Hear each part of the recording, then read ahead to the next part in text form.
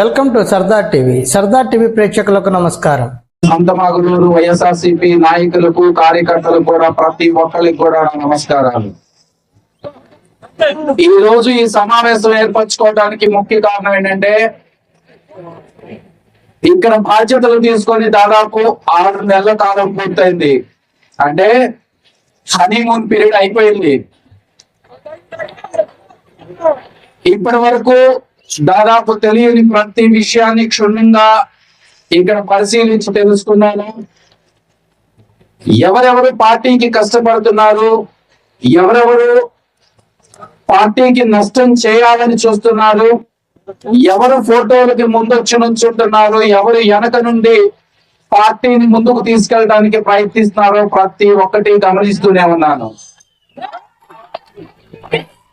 జగన్మోహన్ రెడ్డి గారు ఇక్కడికి పంపించేటప్పుడు 2 విషయాలు చెప్పారు. 23 మంది నాకు వెన్నుపోటు పొడిచారు, 22 మందిని టేక్ కేర్ చేశాను, బట్ ఒక్కటే మిగిలిపోయింది. దాన్ని ఈసారి ఎట్టి పరిస్థితుల్లో మనం సాధించాలి అనేది ఒక విషయం. అయితే ఇంకొక విషయం ఏంటంటే,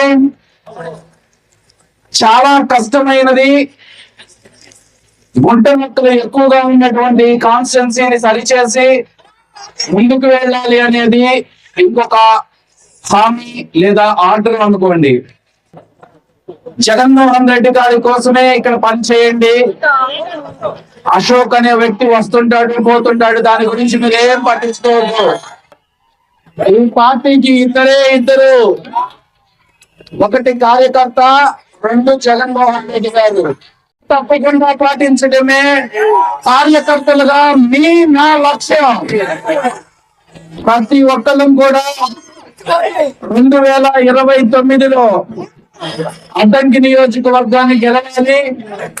అదేవిధంగా జగన్మోహన్ రెడ్డి గారిని సీఎం గా చూడాలి.